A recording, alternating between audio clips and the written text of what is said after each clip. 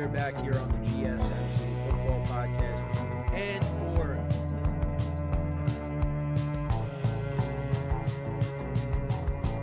keep yourself in the loop of everything football on the Golden State Media Concepts Football Podcast. The latest news on and off the field, be it college football, Big Ten, SEC, Big 12, Pac-12, ACC to the NFL. We've got you covered. Listen to the Golden State Media Concepts Football Podcast.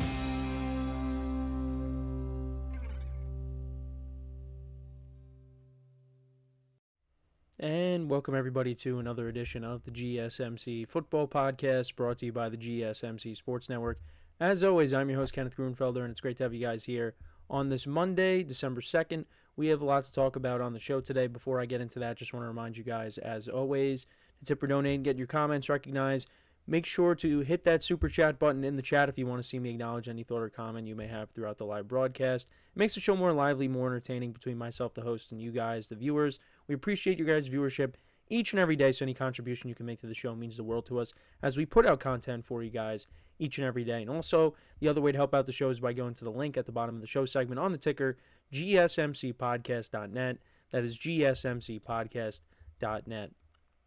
So let's get into what we are going to discuss for today. So we're going to start off the show. We're going to talk about the Bears and them firing head coach Matt Eberflus after their most recent loss to the Lions on Thanksgiving. We will get into all that in just a second. In the second part of the show, we will recap last night's game between the 49ers and the Bills. The Bills winning 35-10, but we will also talk about Christian McCaffrey leaving that game early with a knee injury, and he's possibly out for the rest of the season now. And it looks like the 49ers season could be over. We'll get into all that in the second part of the show. Third part of the show, we'll get into the Eagles and their win over the Ravens, 24-19. They improved to 10-2 on the season. We'll also talk about the shootout in Cincinnati between the Steelers and the Bengals. The Steelers putting up 40 points in that game. So we'll talk about that, and then we'll preview tonight's game between the Broncos and the Browns. So let's get into the first topic, which is talking about the Bears and their loss to the Lions. So the Lions still remain with one loss on the year. They improved to 11-1 on the season with that win over the Bears. And I will say, did go 3-0 on Thanksgiving in the spread pool, although I am currently at 9 wins, which does not surprise me because I knew that that's how things go with me. Is I'll do good on Thanksgiving. I even won the Black Friday game as well. I took the Raiders with the points. I ended up doing that. But did not really do good in the 1 o'clock slate or the early window slate. Later window, I did win the Sunday night game. I did win the Rams-Saints game, but I lost. I didn't take the Panthers, and I didn't take the Eagles. I ended up taking the Ravens. And the Ravens were up in this game, or in that game. We'll talk about it later, but they ended up losing. But I did take the Bears with the 10.5, and it wasn't looking good in the beginning. The Lions shut them out. The Bears did not pick up a first down in this game until, towards the end of the first half. It was like less than a minute left. They finally picked up a first down. They could not get anything going offensively. The Lions dominated time of possession. They were going up and down the field. Now, the Bears' defense did a good job at keeping them out of the end zone. They did have that touchdown to Sam Laporta, but other than that, it was Jake Bates' field goals. And then Laporta scored another touchdown later in the game.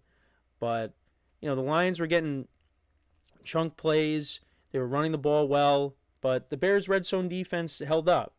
So they kept the game within distance. And the Bears were able to slowly chip away at that lead.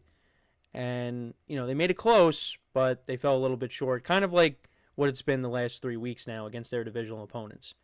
They had an opportunity to win all these games. Against the Packers, against the Vikings, pulled off a miraculous comeback there, but fell short. And then against the Lions, they had an opportunity to either tie the game, send it to overtime, or even win the game. But they fell short. And a lot of that comes with coaching. It comes with coaching. And Matt Eberflus, I said going into this season that it was going to be one of the biggest things that had to go well was the coaching. And if Matt Eberflus ended up not doing well, finishing with a good record, he was going to be gone after this year. And he ended up being gone before the season even ended. because of what happened at the end of the game. The Bears have the ball. They're driving. They got a timeout left. And you're, at midfield, and you need to get, a few more yards to get into field goal range to at least have a chance. And Cairo Santos is a good kicker. And, the way kickers, we've seen a lot of missed kicks, but we've also seen guys just make it from 60 like it's nothing now. The Bears had an opportunity to tie this game. It was more likely that they could tie the game as opposed to win it. And they got down to, they had the ball at the end of the game, and you got down to the Detroit 25. Now, they got pushed back because of a penalty, 10-yard penalty, illegal use of hands on the offense. So that set them back. So it was 2nd and 20. Then Caleb Williams takes a sack. It was supposed to be, I believe it was supposed to be a design run, but he ended up getting sacked. And there were 36 seconds left in the game when this happened. You still have one timeout. And for some reason, the Bears just did not use the timeout. And they let the clock wind all the way down for one last play. And Caleb Williams chucks it up downfield to Roma Dunze, and it's overthrown, and the game's over. And they lose by 3 points. What I don't understand is, how is there not a timeout called? I was on my way to my grandma's house watching this game on my phone, and I'm saying, all right, use a timeout, because it was clear that no one had any idea what was going on. Caleb Williams was at the end of the game said he was trying to change the play, but at that point, when you're seeing this, a timeout needs to be called, because it's obvious that this was not going to go anywhere. But they just let the clock wind all the way down and let that final play go, and they had no time left. All you had to do was get, 5 or 6 more yards, and you would have been okay. You're at the Detroit 41-yard line. All you have to do, like I just said, get a couple more yards. You're on the cusp of field goal range. And then it's going to be close though, because obviously if you don't pick up the first down, the field goal unit has to run out on the field and kick it as the clock winds down. But I think they would have had enough time to at least kick it. But I don't know what happened on that last play. I really don't get it. You just got to call a timeout. And they didn't do it. And the Bears lose a heartbreaker. The Lions, look, they got the win, but the Bears, they could have won it. The other thing, too, is, like I said, you put up a goose egg in the first half. You didn't pick up a first down until, after the 2-minute warning. Everything kind of changed because the Lions looked like they were going to go down the field and score again at one point, and Jahmyr Gibbs ends up fumbling. Now, the other thing with Jahmyr Gibbs, posted something on social media with one of the other running backs, and there's a whiteboard, and all of the Lions play call, or not all of it, but Lions play calls are on that whiteboard. What's up with that? And Dan Campbell was asked about it, and he said he wasn't aware of it, and he said, we're not trying to have people see our stuff, or whatever he said. But that's a separate thing. But yeah, Jahmyr Gibbs fumbles, and the game stays at 16-0. And then later in the game, Jake Bates, who hasn't had a miss all season, he ends up missing a field goal. And, the Bears still were in the game. Keenan Allen had a couple of touchdowns in this game. Caleb Williams made some nice throws, but he also got hit a lot. He is the most sacked quarterback in the NFL. Now, part of it is also him holding on to the ball too long. Now, once he gets that squared away, he should be better, but got to get better protection for him. And also you had that hit on the sidelines where he was, running towards the sidelines, and Lions player came over and hit into him, and he slid awkwardly. We're lucky nothing serious happened to him. Otherwise, that would have been catastrophic there. But he got knocked around a lot. There were a couple times where it took a little bit for him to get back up. And also, looking at the Lions too, they had a ton of injuries. You had the backups to the backups playing, which is not good. you're already down Aiden Hutchinson, Alexander Zaloni. Those are two of your best players on defense. But now your depth you really have no depth. But I think if there's any team that can handle it, it's them. They're 11-1 at this point. They're going to make the playoffs. Now, you got a couple of teams in your division who are right behind you. And we got a big game on Thursday when they take on the Packers. And that has major implications. Now, obviously, if the Packers win, it doesn't mean that the Packers overtake them for the division. But still, gets them closer. This is a tough stretch here for the Lions. So they got to figure it out, but they are figuring it out with another close win. I mean, they've been blowing teams out. And look, this North Division is tough. It's a very tough division. The Bears, they're 4-7 right now, 4-8, but they could very easily have more than 4 wins. You lost on a Hail Mary, a blocked field goal to win the game. You lost in overtime, and you lose this game here. But I do think that, if you had a more experienced head coach. Now, Matt Eberflus has been there for a few years now. Well, now he's not there. A timeout would have been called. But they got to go in a different direction. Now, the offenses look better. There's no question about it. The offenses look better since Shane Waldron left.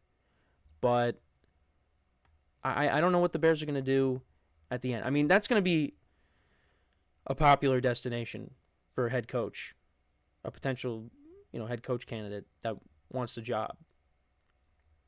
A lot of people point to Ben Johnson of the Lions. The thing I will say, though, and this is being said in media, is you don't want all these different coordinators. Again, this is Caleb Williams' second season that he'll be going into. If there's a whole new system, that's 3 offensive coordinators that he's been with. So we'll see what the Bears end up doing, but they have a good enough roster. If you get the right head coach in here, this team's going to be good. And you already saw that. You're already seeing the progress. Shane Waldron gone. The offense has looked better. So, but it was a tough loss for them. And the Lions, they just continue to win. But they got a lot of injuries, like I said. And, hopefully they can figure that out. But, hey, they continue to win games. So, they are in the driver's seat for home field advantage.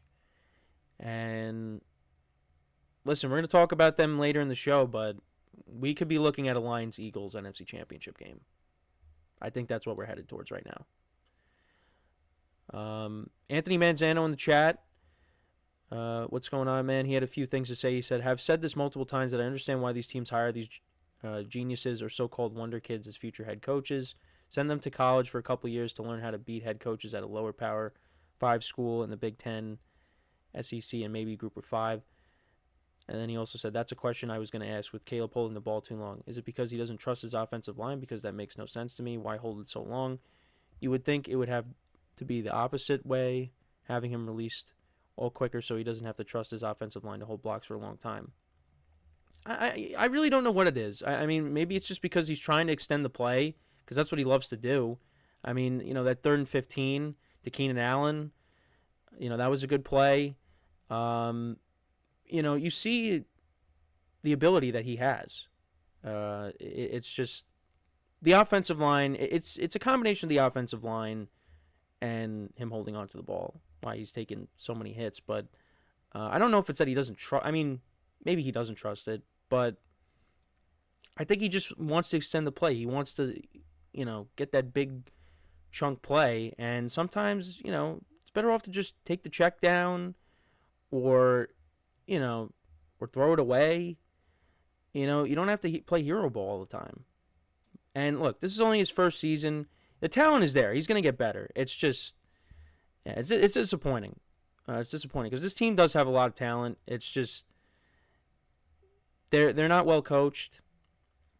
Well, now they moved off the coach. That was one of the problems. They don't have the right coaching staff in place, and I think once you get the right coaching staff in place, this team is going to be a lot better.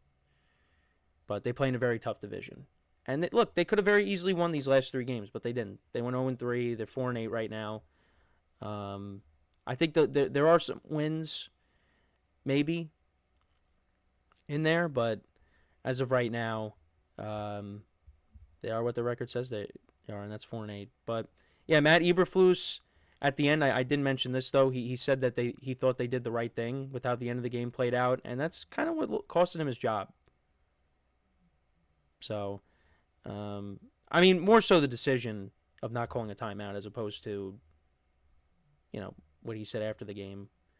But now the Bears are going to be looking for a new head coach, and that's, like I said, that's going to be a popular spot for whoever wants it. So, let me know what you guys think though about Matt Eberflus being fired. What were your thoughts on the game as well? Let me know in the comments. So we are going to take our first break, and then when we come back, we will discuss last night's game between the Bills and the 49ers, and we'll talk about the Christian McCaffrey injury as well. So with that being said, stick around, and we'll be right back here on the GSMC Football Podcast.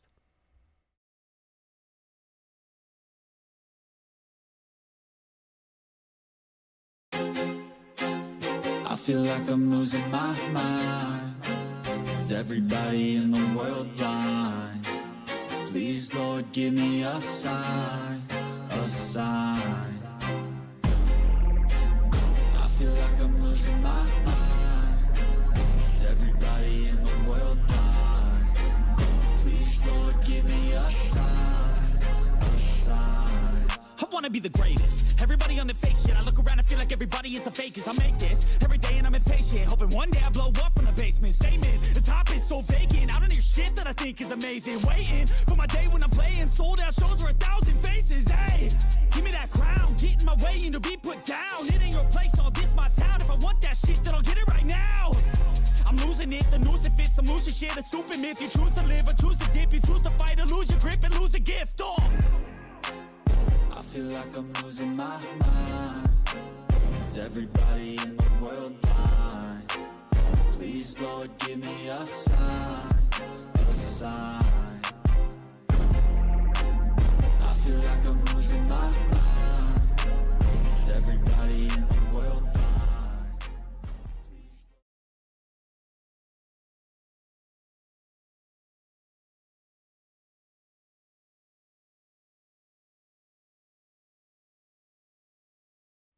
All right, and we are back here on the GSMC Football Podcast. And for the second part of the show, we're going to now get into talking about the Bills and their win over the 49ers, as well as talking about Christian McCaffrey and his injury, and we'll talk about the severity of that.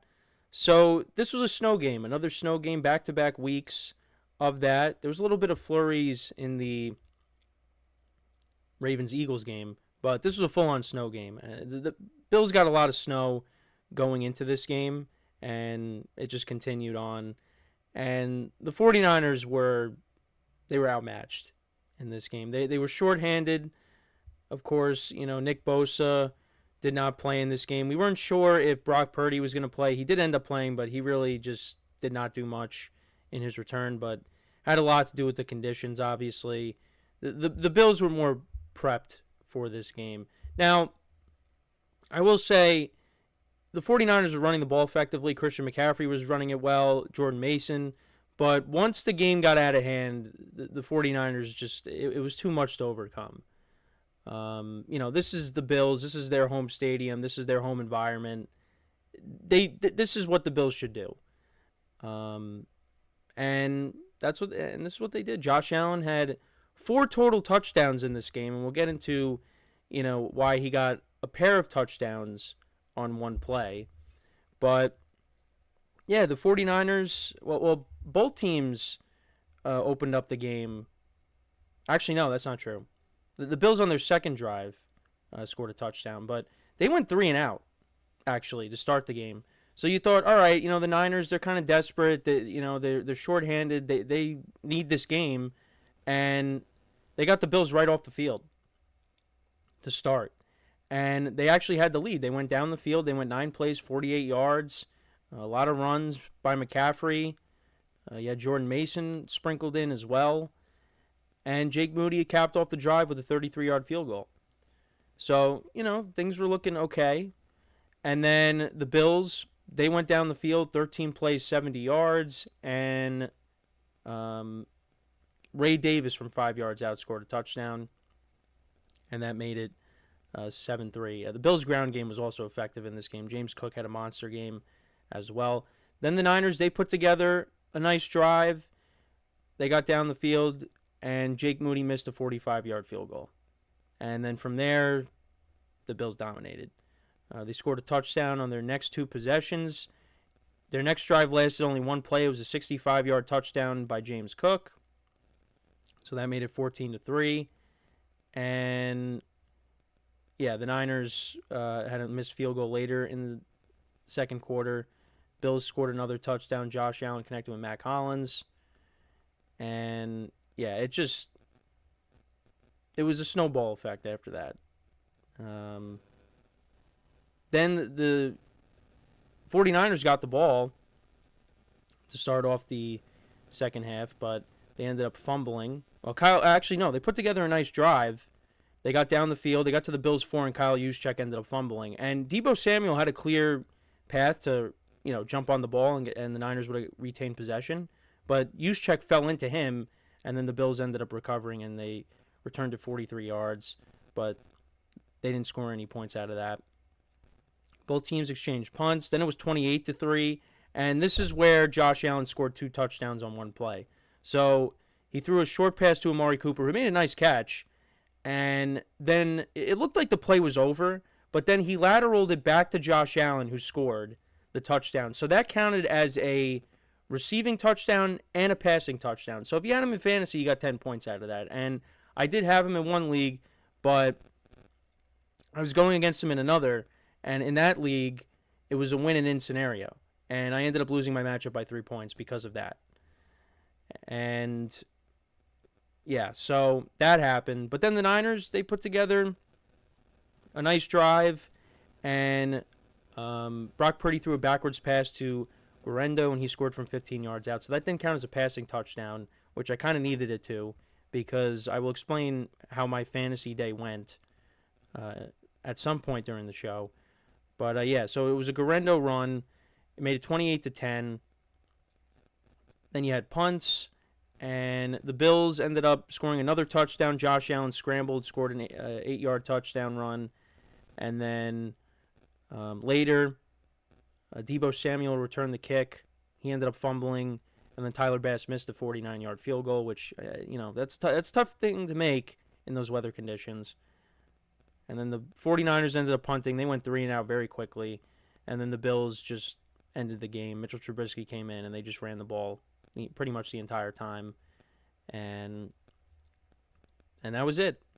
McCaffrey got hurt early on in this game. I mean, he had a couple of big runs. There was one where I thought he was going to break it and be gone for a touchdown, but he ended up getting tackled. But then I think it was that same drive. He just fell to the ground. He got the ball and he just slid down, and he left the game, and he did not return. They ruled him out. Kyle Shanahan ruled him out, and they later said that it's likely PCL, a knee injury, and potentially out for the rest of the season. And with that, look, I was saying that I thought the 49ers, they were getting healthy. You got McCaffrey back, Juwan Jennings, and Ricky Pearsall, and George Kittle were all playing. You're waiting on some other guys defensively to come back, but, now Nick Bosa's hurt, and now McCaffrey's hurt again. Brock Purdy missed the game, and he didn't look effective in this, but a lot of that had to do with the weather. The 49ers season ended last night. I'm sticking a fork in them. This is it. This is it for them. I was saying if they wanted to keep this season going, they'd at least have to split, because it was going to be tough to go on the road and beat the Packers and the Bills. I thought maybe you could at least get one. But when you lose Nick Bosa, I mean, you saw the defense got gashed last night in the running game. Josh Allen, like I said, 4 total touchdowns last night. It's just... do the 49ers still have a chance? Yes, but they got to run the table. You got to run the table, and you need some help. And I don't see that happening. You got the Lions coming up on the schedule. You got the Rams. You got to go to play the Dolphins. And, they've been playing better. I know, they had their issues in cold weather once again, and we'll get into that game at some point this week. But the 49ers season's over. And I can't believe I'm saying that. I didn't expect it. Obviously, I didn't have them going to the Super Bowl, but I still had them, being a very good team this year. But kind of similar to what happened in 2020. You just had a lot of injuries, and it was just hard to overcome. And that's where we're at right now. They're 5-7, and now you lost McCaffrey for probably the rest of the season. It's over. It's over. It's unfortunate, but it happens. And they're just going to have to find a way to bounce back next season. But, you had turnovers in this game. Brock Purdy had a turnover. He's throwing the ball, and it just slips out of his hands. And that ends up being a fumble. Deebo Samuel fumbled on the kickoff. Juszczyk fumbled. It was an ugly game. It was an ugly game by the Niners. No sacks of Josh Allen in this game. Brock Purdy only went 11 of 18 for 94 yards. Josh Allen went 13 of 17 for 148 yards, but he had 2 touchdown passes, one to himself. Also had a rushing touchdown, and he had a receiving touchdown as well. So, and the Bills, they dominated, and they're 10-2 right now, and I think based off of what happened yesterday, Josh Allen is the front runner for MVP. It's him, and then you got Saquon Barkley as well, who scored yet another touchdown yesterday, which we will get into as well. But right now, I would say Josh Allen is the front runner for MVP. And the Bills, look, they got their sights set higher. They are a game behind the Chiefs. The Chiefs almost lost their game to the Raiders. That was another game where, the ending of that, the Raiders kind of screwed up. But, they're a game behind the Chiefs. And if the Chiefs slip up at least once, and the Bills, could take advantage of that, the Bills are going to have the 1 seed. So, but we got a humongous game in a couple weeks when they take on the Lions in Detroit. Can't wait for that game. That game, they played each other on Thanksgiving a couple years ago, and that was a very exciting game. And I expect more of the same when we get to it. But, yeah, so we have that. But, that 1 seed is not set in stone yet. Right now it's coming down to the Bills and the Chiefs. The Ravens lose again, and you still got the Steelers. Steelers are the 3rd seed. So, but I don't think the Steelers are going to catch the Bills or the Chiefs. But Steelers are in a good position right now. It looks like they could, maybe win this division. And I had this team finishing in last place. I did have them finishing with the winning record, because I thought this division was going to be very good, but it's going to come down to the Ravens and the Steelers, and right now the Steelers pick up another game on the Ravens, so they're in the driver's seat. But that division's not over yet. So going back to the home field advantage, it's going to come down to the Bills and the Chiefs. That's how I see it.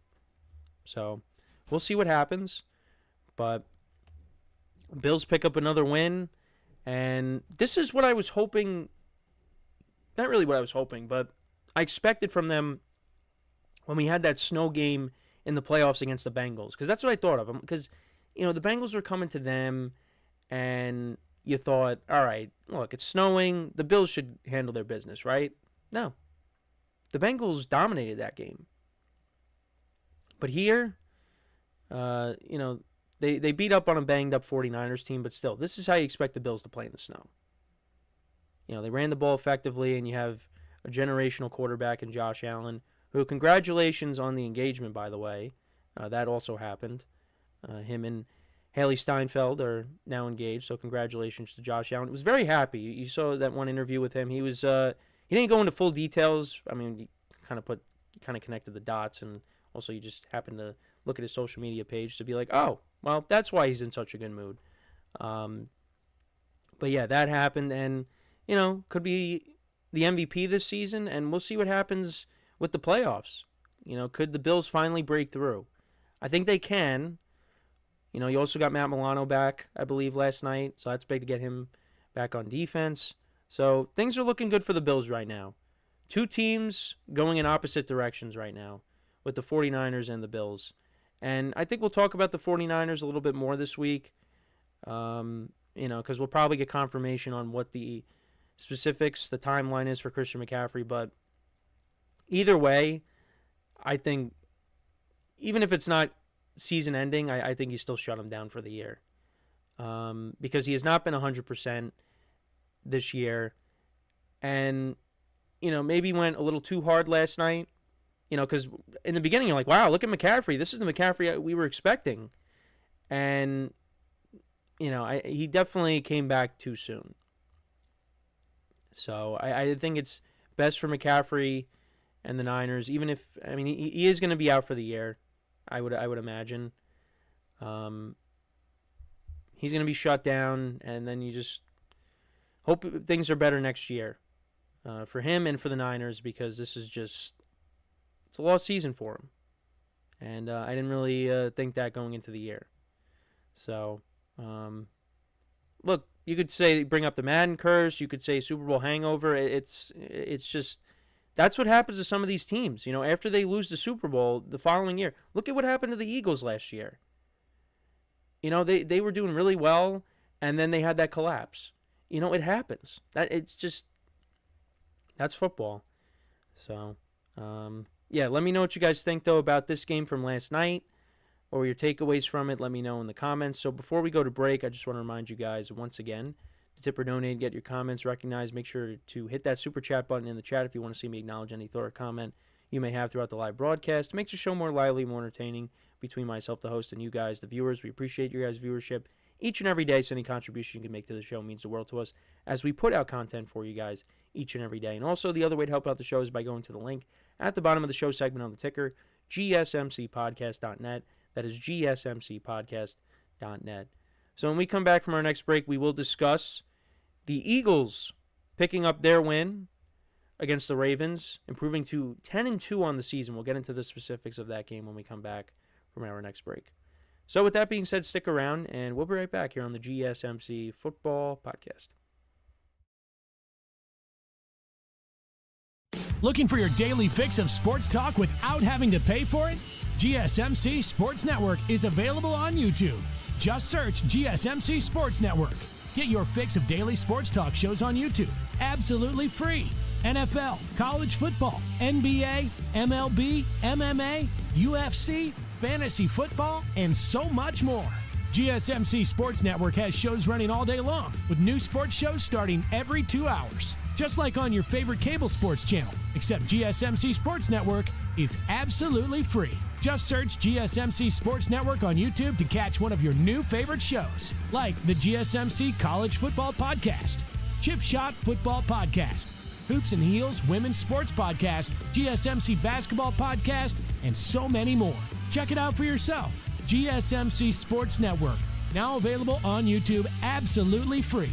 Search GSMC Sports Network on YouTube right now.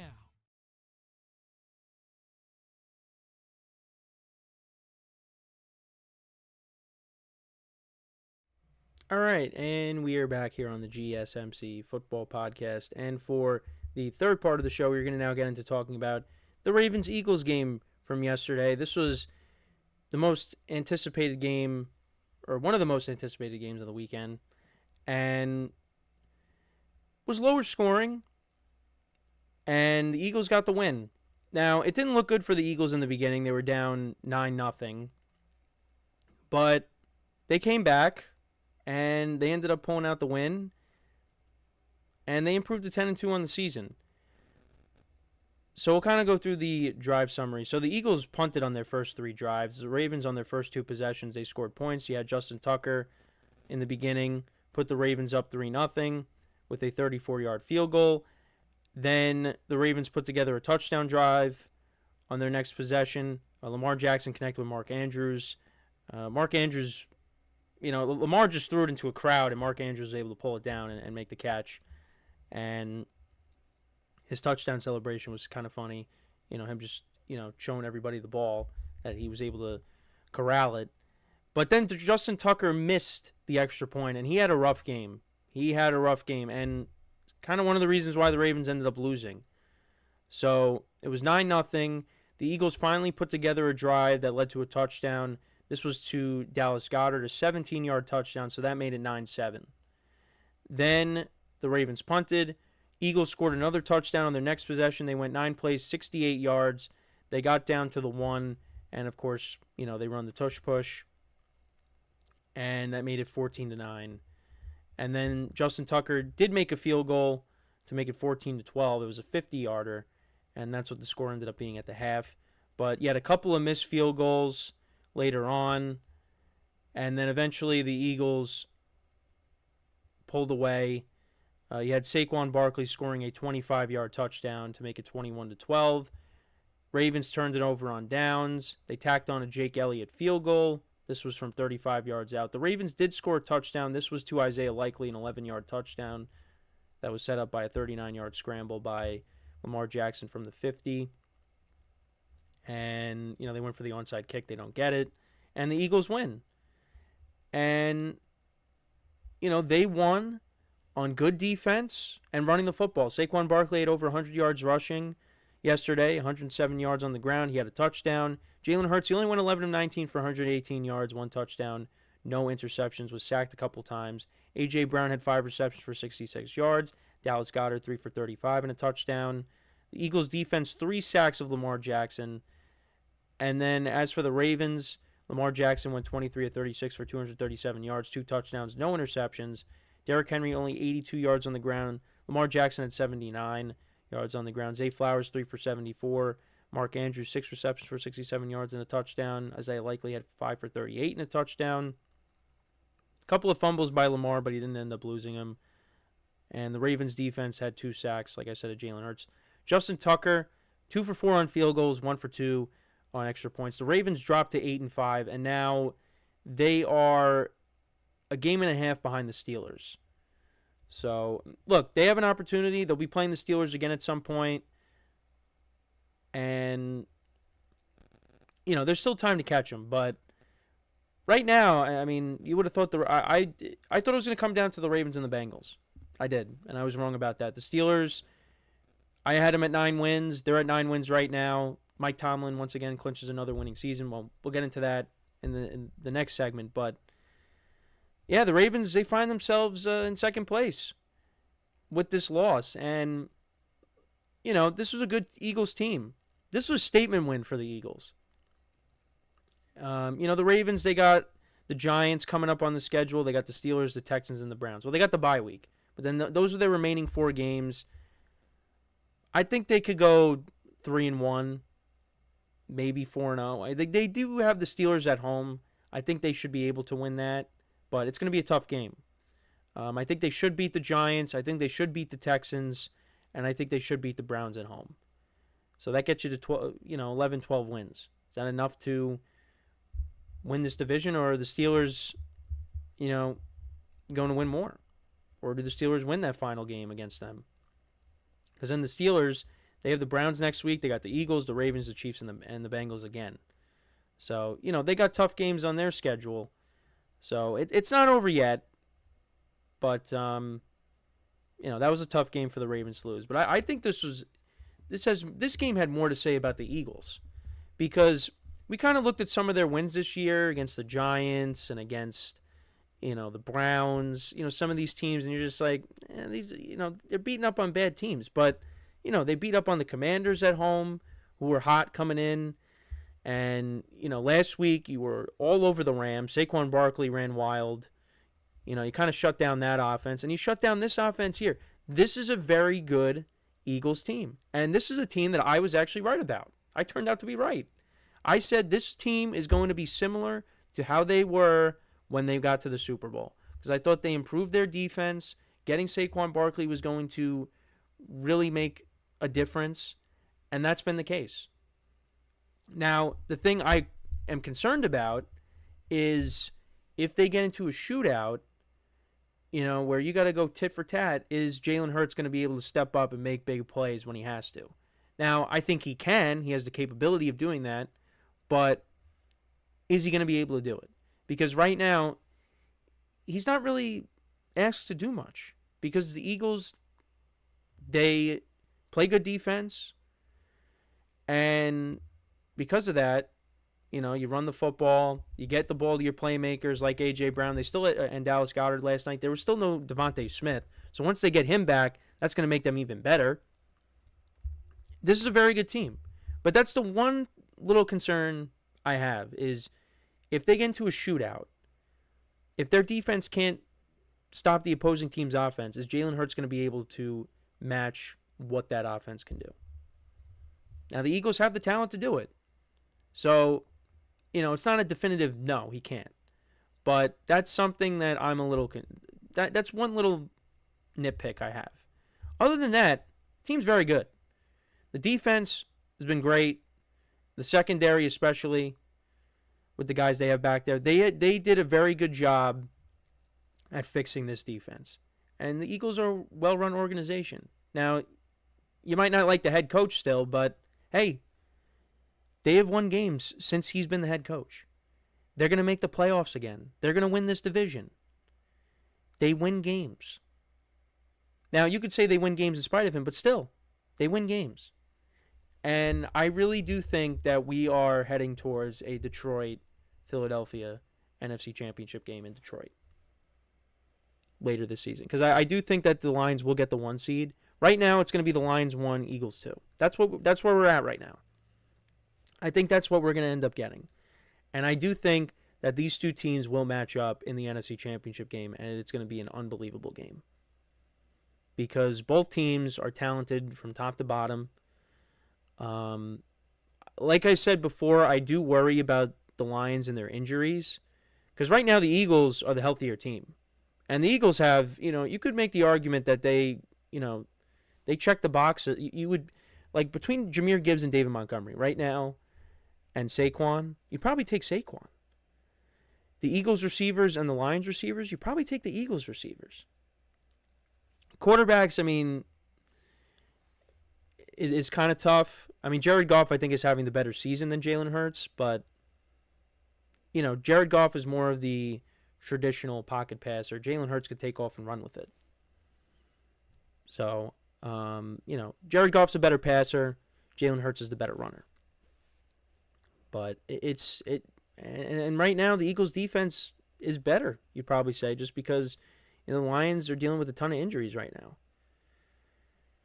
But that's what we're gearing up towards. And look, I was impressed. That was a big win by the Eagles to go, and that was a road game too. On the road, and we had Saquon Barkley and Derrick Henry. That was the storyline going into the game. And both running backs made plays. Saquon had the better game, but yeah, give the Eagles credit. Now, as for the Ravens, again, John Harbaugh said this after the game, but you got to do something about Justin Tucker. This is not good. That costed you a game. The Ravens could have won this game had Justin Tucker made those kicks. I don't know what's happened to him, and it's really sad to see because he's an all-time great. I mentioned last week that they aired the Super Bowl between the Niners and the Ravens back in the 2012-2013 season, and Justin Tucker was a rookie in that game. And that's how great he's been. But, the Ravens are going to make the playoffs, and, if it comes down to a potential game-winning kick and he misses it, Ravens are going to look bad. Now, John Harbaugh said they're not going to make any moves, and obviously, you saw on the sidelines, there was a hug between the two. Obviously, Justin Tucker's going through it right now, and you hope he's able to figure it out, but, we're going into week 14, and he's struggling, so you might have to make a change. I don't think they're going to, based off of what Harbaugh said, but there's got to be some consideration about it. Because this could really cost you a game in the playoffs, and you can't have that. It costed you this game yesterday. You're still in this tight race with the Steelers, and, the Steelers now picked up another game on you. So, I don't know. It's a tough decision to make because the guy has been unbelievable. He's going to be a first ballot Hall of Famer.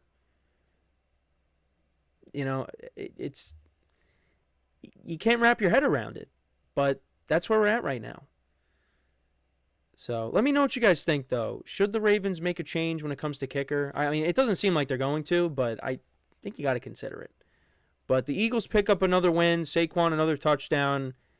I mean, right now, when you look at the MVP race, like I said, Lamar Jackson took a step back. Josh Allen took a step forward. I think he's the leader. And then you got to put Saquon in there.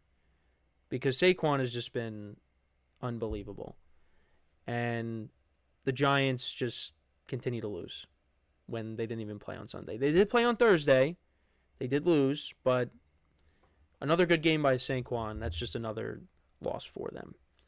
So, yeah, let me know what you guys think, though, about this game. What were your takeaways from it? Let me know in the comments. So when we come back, we will discuss the Steelers and their win over the Bengals, a shootout, which I did not expect it to be. The final score, I did not expect to see that, but that's what we got. So we'll get into that when we return. So with that being said, stick around, and we'll be right back here on the GSMC Football Podcast.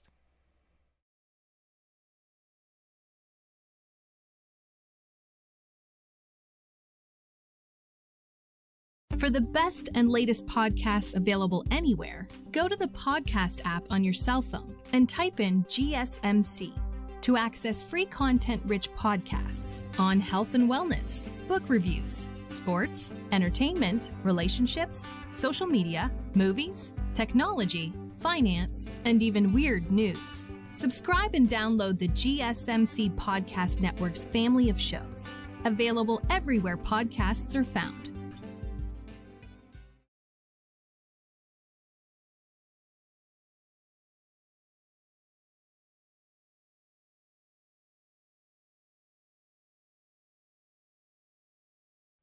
All right, and we are back here on the GSMC Football Podcast, and for the fourth part of the show, we are going to now get into talking about the Steelers-Bengals game from yesterday, and yeah, I didn't expect the score to be like that crooked. It was a shootout, and the Steelers got the win.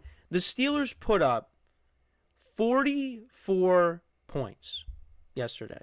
Now, not all of it was the offense. You had a defensive touchdown in this game. It was a combined score, so the final score was 44-38. So, if my math is right, that would be a combined 82 points. See, I can still do that math. I mean, that's unbelievable. The over-under going into the game was 46. And the Steelers had 44 points all by themselves. And yeah, this game was just back and forth and back and forth. And the Steelers improved to 9-3 on the season. So we start off with the Bengals. So they get the ball and they punt. Steelers then get the ball, and then this is when you thought, oh boy, this is not going to be good for them. You had Russell Wilson throw a pick 6 to Cam Taylor-Britt. That put the Bengals up 7-0. But then the Steelers answered. They go down the field, and you had a 17-yard touchdown to George Pickens. So that made it 7-7. Then the Bengals answered with a touchdown. Chase Brown scored from 1 yard out. Had a 40-yard touchdown, or a 41-yard run that we thought was a touchdown initially, but he was short, and then he scored again. So that made it 14-7 Bengals. Then the Steelers answered with a touchdown drive of their own. Russell Wilson, a nice pass to Calvin Austin for a 23-yard touchdown. Russell Wilson these last couple of weeks has been making some nice throws. So that tied the game. Then the Bengals went ahead. They went up 21-14. Joe Burrow connected with Jamar Chase for a 4-yard touchdown. The Steelers answered with a touchdown drive of their own. Najee Harris from 10 yards out. Then the Bengals ended up fumbling. This was a sack fumble of Joe Burrow. It was recovered by Wilson. T.J. Watt forced the fumble, and that led to a Chris Boswell field goal, a 50-yard field goal. And then the Bengals punted, and then the Steelers kicked a field goal again, a 34-yarder by Boswell. That made it 27-21. And then Boswell actually missed a field goal, but they blocked it. So can't blame him there. Otherwise, he probably makes that. And then you had a McPherson 38-yard field goal. So it was a 3-point game once again. But then the Steelers answered with the touchdown. Russell Wilson connected with Pat Freiermuth, who had a good game, a 25-yard touchdown, so that put them up by 10. Then Joe Burrow threw a pick, but that led to a Steelers punt. But then he ended up losing the ball on the next drive, fumbling again, and Wilson returned that for a touchdown. That was forced by Herbig. And, yeah, so Wilson scored the touchdown there, so that made it 41-24. Not Russell Wilson. But, yeah, that made it 41-24. But then the Bengals answered. That was a T. Higgins touchdown. That made it 41-31.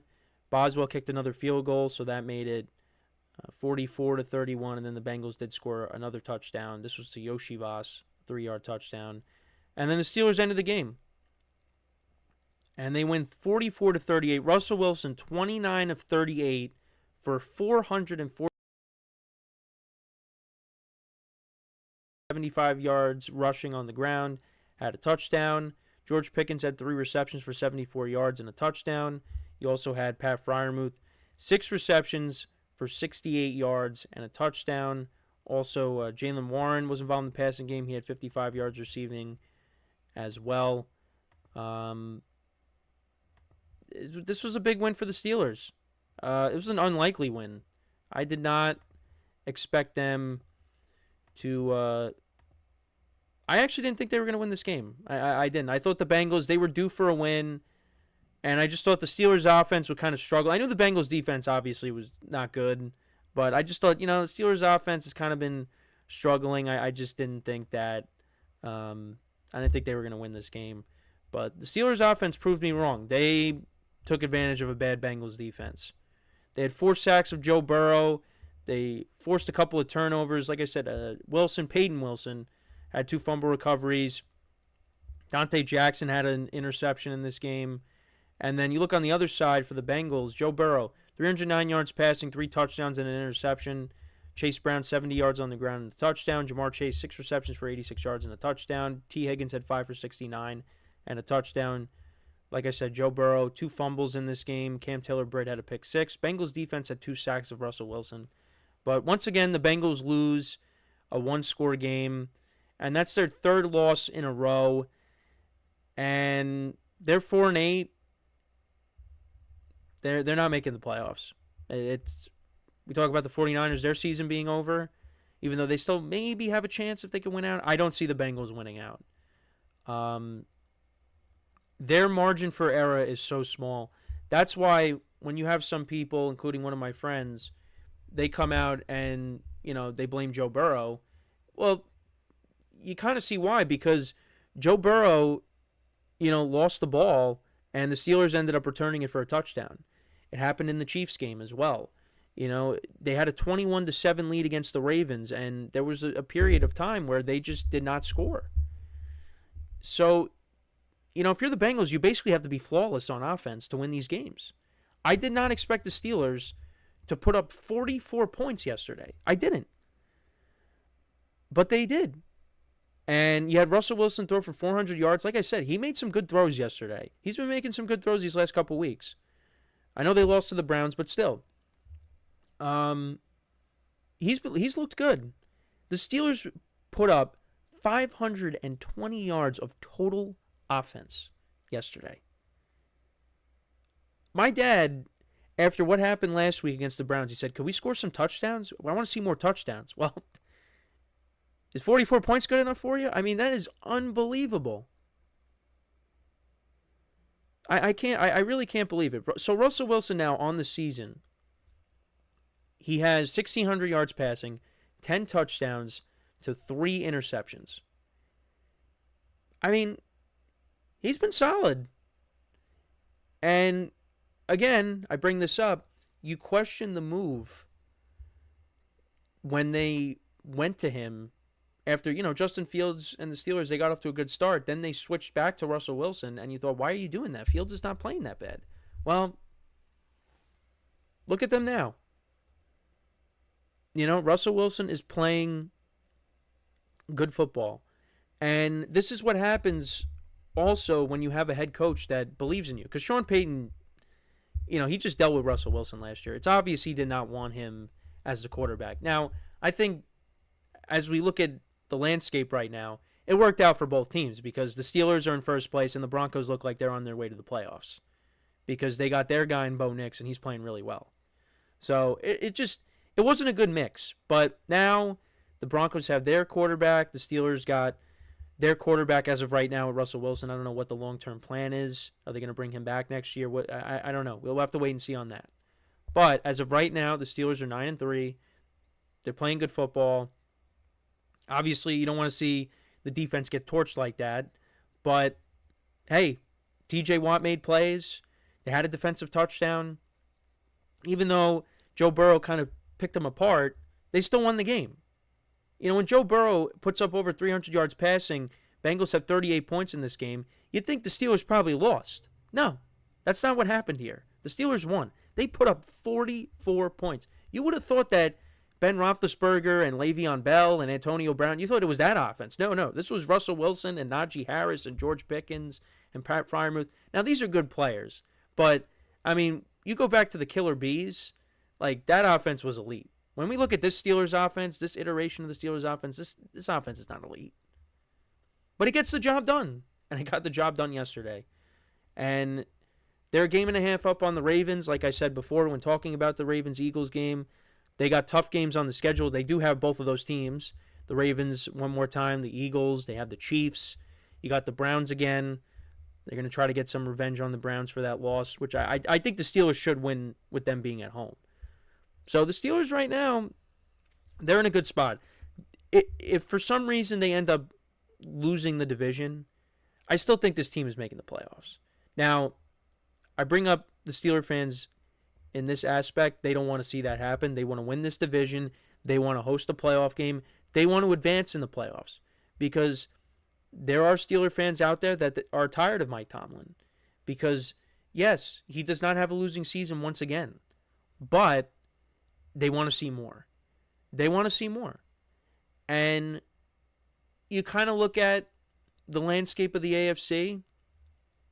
I mean, I think they could beat anybody. But certain teams, if they have to go on the road, like if they got to go play Josh Allen and the Bills in Buffalo, I don't think they're winning that game. But I think they could beat the Chiefs. Now, the Chiefs in playoff time, we'll see. They could be a different team because they're still not playing great. But I think the Steelers could beat them. I think the Steelers could beat the Texans. The Steelers have shown that they could beat the Ravens. They beat the Chargers earlier this year. The Broncos they also beat. Mostly everybody on the AFC side I think they could beat. And we'll see how they match up against the Chiefs when they play on Christmas. That game I am so fascinated by because the Chiefs, you could make the argument that they are the luckiest team in the NFL right now with their wins. And you could say that the Steelers could be kind of lucky too with some of their wins. Now it all comes together on December 25th. How is that going to go? That game fascinates me. I'm really looking forward to that when we get to it towards the end of the month here. Can't believe we're already in December. But we'll see what happens. But hey, they're 9-3. You got to give Mike Tomlin credit. Did not think they were going to be 9-3 at this point. I thought they were going to finish with 9 wins at the end. Now, they could go on and lose their next 5 games, which I don't think is going to happen. But they are what the record says they are. So they pick up another win. As for the Bengals, that is a disappointing loss, and like I said, that their season's over. And there's going to be changes. I wonder what's going to happen with Zach Taylor. Is his future in doubt? T. Higgins is probably not coming back. You hear those rumors of, what if Joe Burrow wants out? It's not going to happen. Joe Burrow is there. They're going to bring back Jamar Chase, of course. He's going to get it. He should get his deal because he's had a great season. Scored another touchdown. But they got some things they got to fix. That defense is not good. That has been the biggest problem for them this year is that defense.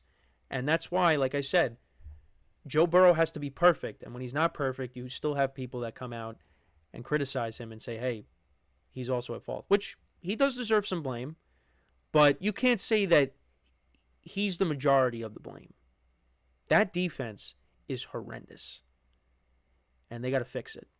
Now, they're not going to be able to fix it this year, but with the draft and free agency, maybe they're able to put it back together, and the Bengals could look like a better team next year. But you're not going to have T. Higgins. And, you bring back Jamar Chase, but you're going to need somebody else opposite of Jamar Chase that's going to have to step up. And JioSaavn has made plays for them this year. They drafted Jermaine Burton. He hasn't really done much. They're going to need help at the receiver position because it can't just be Jamar Chase. But the main priority is that defense. Got to fix it. So, yeah, let me know what you guys think, though, about this game. What were your takeaways from it? Let me know in the comments. When we come back from our final break of the show, we will talk about the Browns-Broncos game tonight. I'll preview that, and that'll end off the show for today. So, for one final time today, stick around, and we'll be right back here on the GSMC Football Podcast.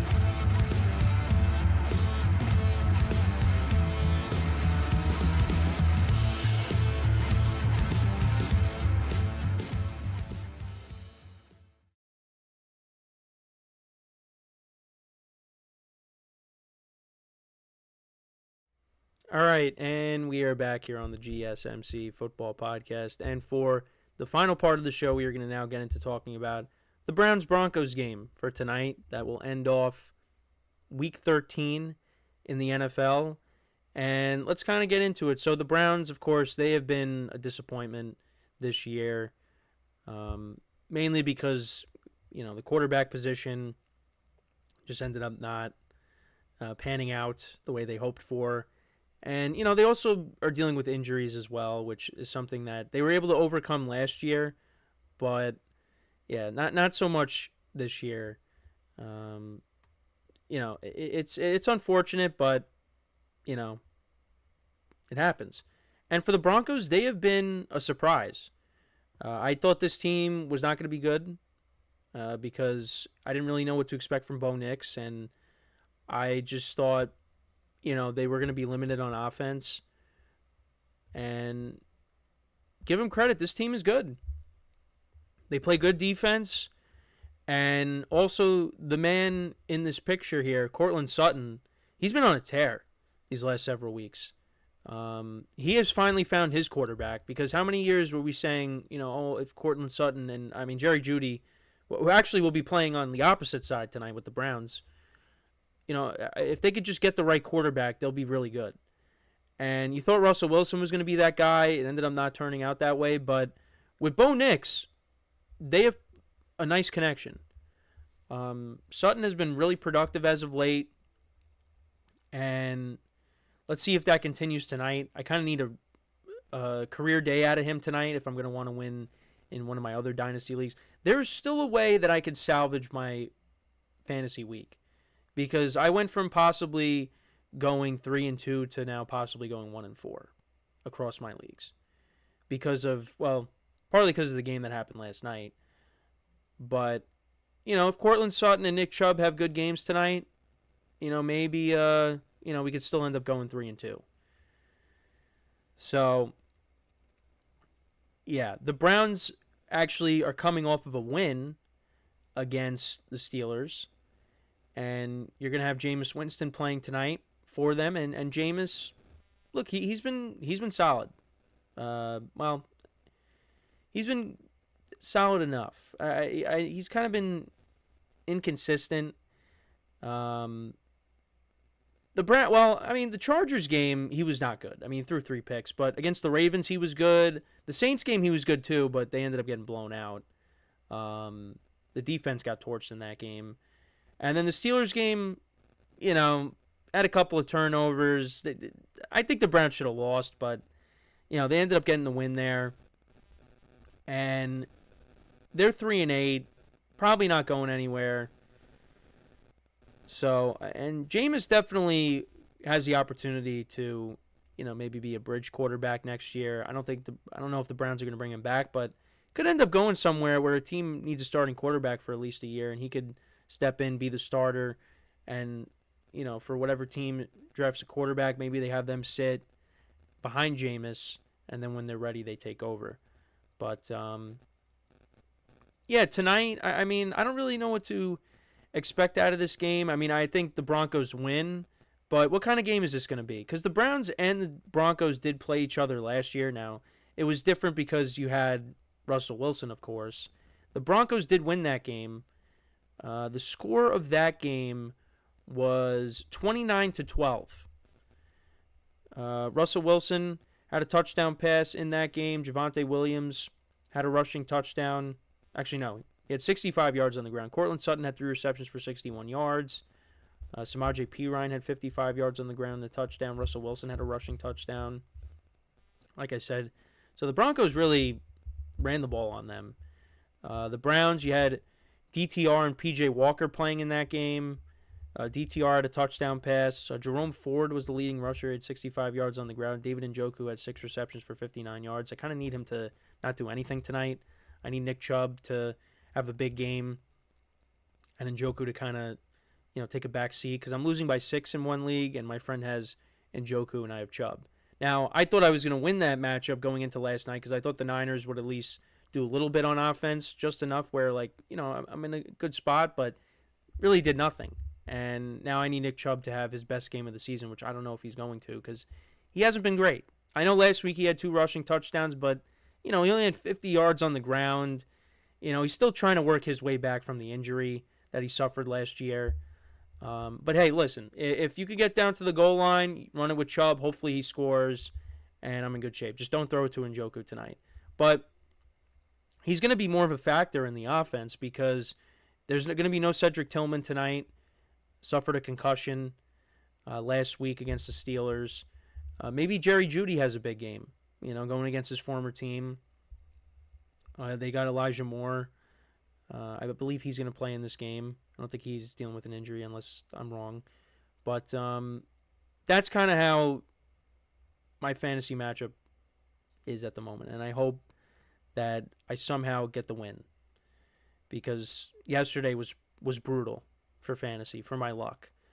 And hopefully tonight the tide turns and, goes back into my favor. But I don't think so. But yeah, looking at the league rankings for both teams. So both teams, don't throw for a ton of yards. The Browns average 226.9 passing yards per game, which is 18th. The Broncos are 24th. Running the ball, the Browns are 29th. The Broncos are 20th. Points per game, Broncos are 17th. And the Browns are 31st. Then defensively, Broncos defense is top 10 in all 3 categories. Top 10 against the pass. Browns defense is 18th. Against the run, Broncos are 6th. Browns are 23rd. Points allowed, Broncos defense is 2nd, giving up an average of 16.8 points per game, and the Browns defense is 22nd, giving up an average of 24.3 points per game. So right now, actually the weather's supposed to be nice. 52 degrees. So it doesn't look like we're getting any snow for this game tonight. And, maybe it's good enough, good weather for Nick Chubb to, run the football and get things going on offense for the Browns. The Browns are 6-point underdogs in this game. I did take the Broncos as the favorites to cover. I think they're the better team right now. Bo Nix is playing really well. He's been getting better and better each week, and I think that continues here. So I like the Broncos, and their defense is playing well, like I said. The Browns, they really got nothing to play for. other than pride. So, I mean, listen, Myles Garrett could take over a game like he did last week against the Steelers. You got to worry about that. And look, the Browns still have good players on this team. So I wouldn't be surprised if this game is kind of close. But I just think right now the Broncos are the better team. And they're at home. I think they should win this game by at least a touchdown. But like I said, I am hoping for a big game out of Nick Chubb and Courtland Sutton. I hope they end up doing well tonight, and I find a way to salvage this week because, like I said, yesterday was brutal. Like, I lost on a play that I just didn't think was possible. I didn't think that Josh Allen was going to get 10 points on one play, but he ended up doing that. Now, not to say that that can never happen, because he can have a big run and get 10 points that way, but I just did not expect 10 points that way, where you get both a receiving touchdown as well as a passing touchdown, and I end up getting eliminated from the playoffs. Now, I have Christian McCaffrey in that league, so it's not like, hey, I make the playoffs and I have a chance. I'd be shorthanded, but it's just losing that way. And my team actually had a good week. That team that I have had a good week. Put up almost 140 points. I didn't really expect it, but yeah, it's just, this fantasy season was pretty rough. I also lost to my mom's team. Her team was pretty shorthanded, dealt with a lot of injuries this year.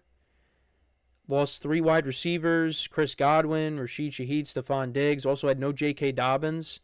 And she found a way to beat a team that has Saquon Barkley, Justin Jefferson, Nico Collins, Alvin Kamara, Justin Herbert. She won. She put up almost 150 points because she had Adam Thielen, who had a big game yesterday. Valdez-Scantling with the Saints. He's been unbelievable with them.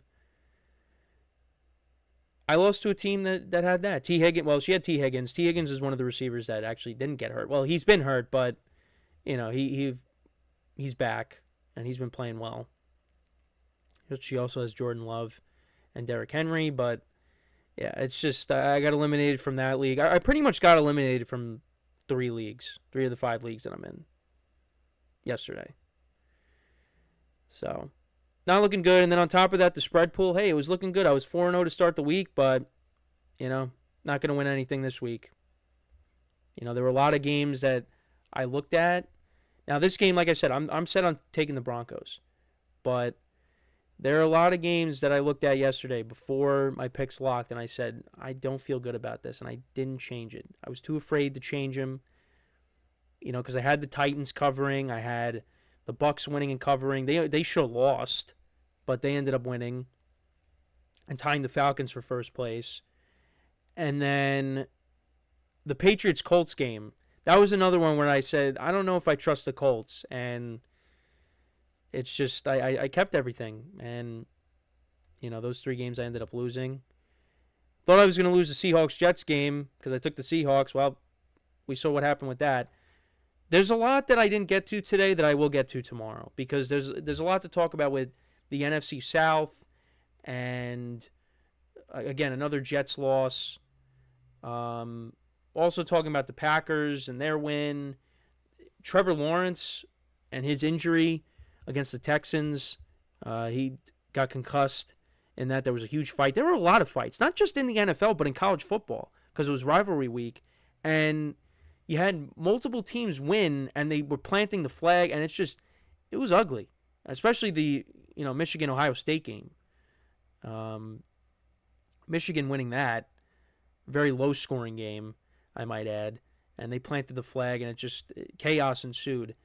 There was a lot that happened over the weekend, both in the NFL and in college, and we're about to get into bowl season, college football regular season.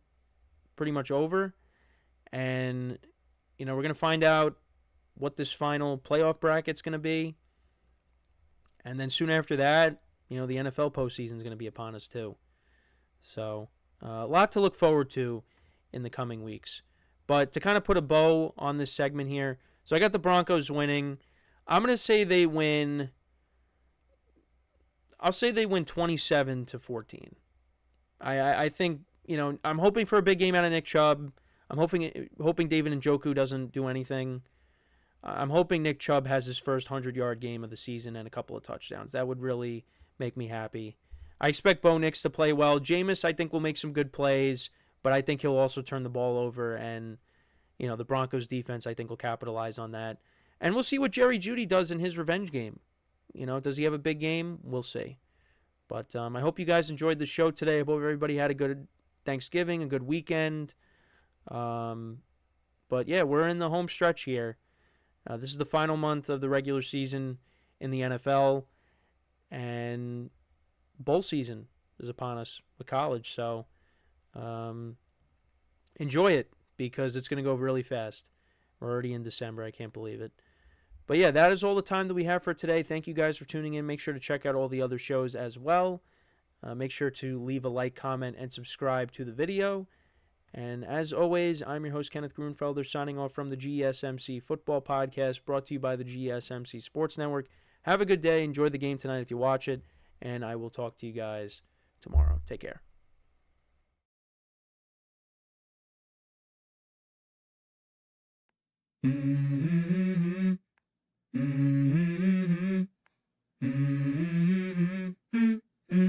Let's go.